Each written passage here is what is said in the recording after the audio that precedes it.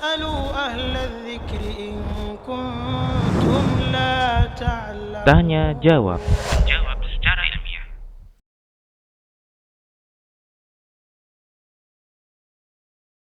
Jadi anak-anak ya mereka memiliki kebutuhan yang wajib ditunaikan oleh orang tuanya.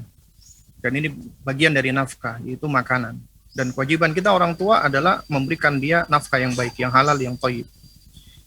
Terus kemudian juga suatu hal yang tidak dipungkiri, ada sebagian anak ya, mereka itu belum memiliki kemampuan untuk memperhatikan dirinya.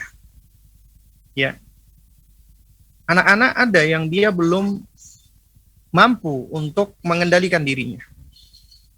Dan ini adalah suatu hal yang nyata wakil ya, ada beberapa anak ya yang mereka itu terlalu banyak makan sampai kadang-kadang mereka terlalu memaksakan diri. Entah itu mual, entah itu muntah atau bahkan juga nggak sehat buat dirinya. Kita sebagai orang tua yang paling tahu tentang kebaikan anak kita.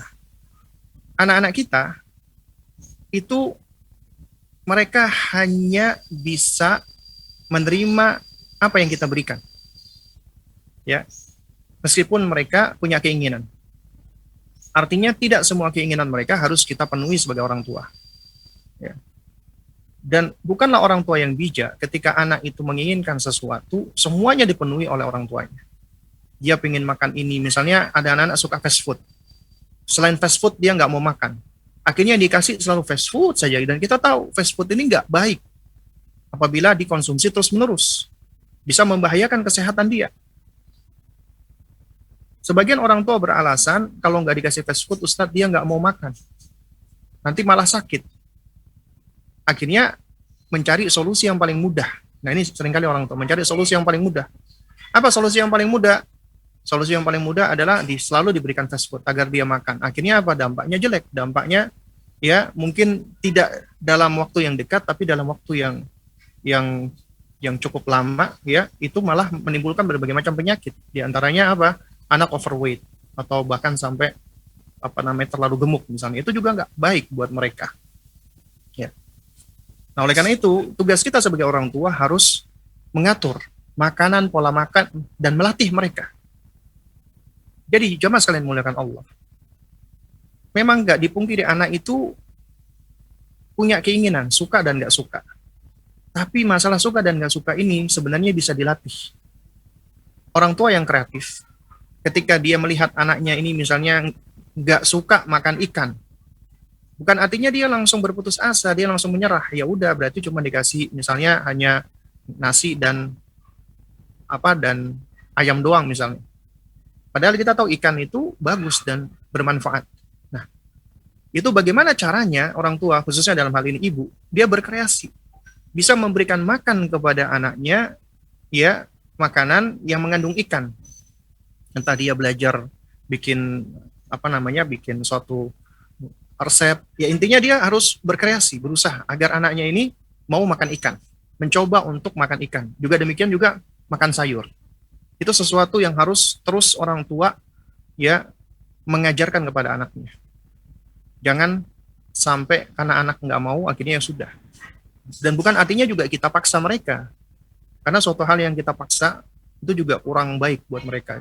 Nah, tapi yang kita lakukan adalah apa? Kita terus berusaha, berupaya menghasung, menganjurkan, memotivasi, mendorong, dan mencari-cari cara-cara yang kreatif agar anak mau makan makanan tersebut. Nah, juga demikian di sisi lain ada anak-anak yang mereka nggak tahu tentang tubuhnya. Akhirnya dia memaksakan diri makan dengan makanan banyak. Tugasnya orang tua adalah dia harus mengatur nih pola makannya anak. Termasuk selain dari gizi, kuantitas. Selain dari kualitas juga kuantitas. Jangan sampai ketika kita ngelihat mumpung masih anak-anak makannya banyak, gemuk, anak-anak gemuk itu baik. Itu suatu hal yang harus kita coba singkirkan. Mindset atau pandangan seperti ini. Ya. Jadi anak-anak tetap harus sudah diatur dietnya, pola makannya, nutrisinya, gizinya, kuantitas makanannya. Mulai dari semenjak kecilnya dia. Jadi kalau misalnya kita punya anak, yang anak kita itu badannya mungkin gede, gemuk, ya kita harus coba, kita kurangi ya kuantitasnya. kita kurangi camilannya, dan kita boleh ganti camilannya dengan camilan-camilan yang mungkin sehat, buah-buahan misalnya, ya. Kemudian kita kurangi yang bersifat gula, karena ini akan bisa membawa maldorot buat mereka.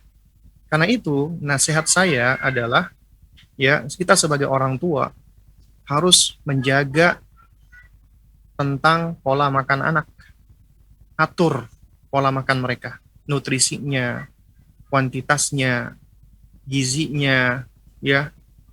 Lalu kemudian juga tentang tentang makanan-makanan yang dia tidak sukai, ya, tapi sebenarnya itu makanan yang baik buat mereka. Itu bagaimana kita berusaha belajar untuk berkreasi, kreatif, berinovasi agar anak kita itu bisa suka dan mau, ya.